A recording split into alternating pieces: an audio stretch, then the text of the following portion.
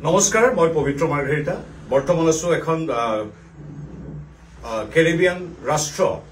গ্ৰেনেডা নামৰ দ্বীপৰাষ্ট্ৰত অতি গুৰুত্বপূৰ্ণ আৰু শক্তিশালী গণতান্ত্ৰিক দেশ গ্ৰেনেডাত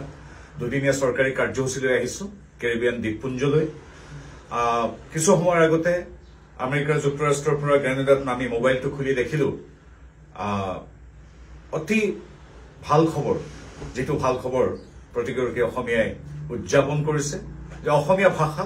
ভাৰতৰ অন্যতম ধ্ৰুপদী ভাষা ৰূপে মোদী চৰকাৰে স্বীকৃতি দিছে গতিকে প্ৰথমে আমাৰ দেশৰ মাননীয় প্ৰধানমন্ত্ৰী নৰেন্দ্ৰ মোদী ডাঙৰীয়া গৃহমন্ত্ৰী অমিত শাহ ডাঙৰীয়া সাংস্কৃতিক দপ্তৰ তথা অন্যান্য সংশ্লিষ্ট দপ্তৰৰ সকলো বিষয়ববীয়া তেখেতসকলক ধন্যবাদ জনাইছো আৰু এই গোটেই প্ৰক্ৰিয়াটো ত্বৰান্বিত কৰি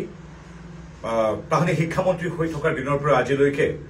নিৰৱচ্ছিন্নভাৱে এই কামত লাগি থকা অসমৰ মাননীয় মুখ্যমন্ত্ৰী ডক্টৰ হিমন্ত বিশ্ব শৰ্মাকো এগৰাকী কৃতজ্ঞ অসমীয়া ৰূপে মোদী ডাঙৰ পিছতেই তেখেতক আমি ধন্যবাদ জনাইছো আমাৰ অসমীয়া ভাষাটো অতি শক্তিশালী ভাষা নজহা নপমা এক সৌদী ভাষা এটা ধ্ৰুপদী ভাষাৰ যিখিনি গুণ থাকিব লাগে প্ৰতিটো গুণেই হাজাৰ বছৰ ধৰি বিদ্যমান এই ভাষাৰ স্বীকৃতিৰ বাবে সকলো গুণ আমাৰ আছে আৰু কেতিয়াবাই আসলতে স্বীকৃতি পাব লাগিছিল তাৰ বাবে প্ৰয়োজন ৰাজনৈতিক সদিচ্ছাৰ ৰাজনৈতিক সিদ্ধান্তৰ আৰু সেয়া কৰি দেখুৱালে আমাৰ দেশৰ মাননীয় প্ৰধানমন্ত্ৰী নৰেন্দ্ৰ মোদী দেৱে গতিকে পুনৰবাৰ নৰেন্দ্ৰ মোদী দেৱক ধন্যবাদ জনাইছো আৰু আমাৰ এই ভাষাটো শক্তিশালী প্ৰাণৱন্ত কৰি ৰখা হাজাৰ হাজাৰ বছৰ ধৰি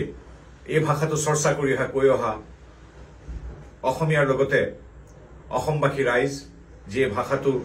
হাজাৰ বছৰ ধৰি শক্তিশালী ৰূপত আগুৱাই লৈ গৈছে লগতে আজিৰ তাৰিখৰো বা অতীতৰ প্ৰতিগৰাকী সাহিত্য সেৱক শিক্ষক গৱেষক ছাত্ৰ ছাত্ৰীৰ পৰা আদি কৰি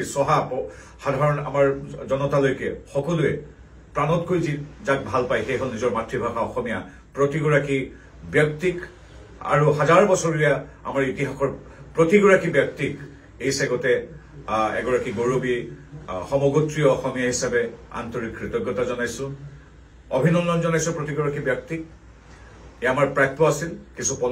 পলম হল যদিও নৰেন্দ্ৰ মোদী দেৱে আমাৰ ভাষাটোৰ যিটো প্ৰাপ্য স্বীকৃতি সেয়া দিলে আমি কৃতজ্ঞ পুনৰবাৰ প্ৰতিটো জাতীয় সংস্থা যি আগতেও বিভিন্ন ধৰণৰ দাবী উত্থাপন কৰিছিল অসম সাহিত্য সভাৰ পৰা অসম প্ৰকাশন পৰিষদলৈকে সকলোলৈকে কৃতজ্ঞতা জনাইছো মুখ্যমন্ত্ৰী মহোদয়ে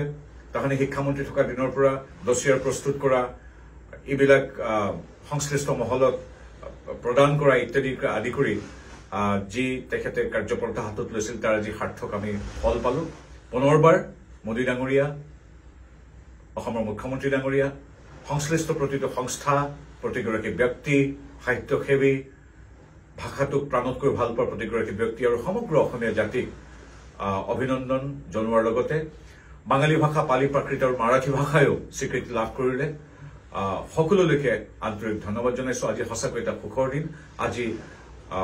অসমীয়া ভাষাৰ এই স্বীকৃতিয়ে আমাৰ জাতিটোক আৰু শক্তিশালী কৰিলে অসমক শক্তিশালী কৰিলে আমি কৃতজ্ঞ আমি অভিভূত সকলোকে পুনৰ ধন্যবাদ মোদী ডাঙৰীয়াক পুনৰ ধন্যবাদ অসমৰ মুখ্যমন্ত্ৰী মহোদয়ক পুনৰ ধন্যবাদ জয় অসম বন্দে মাতৰম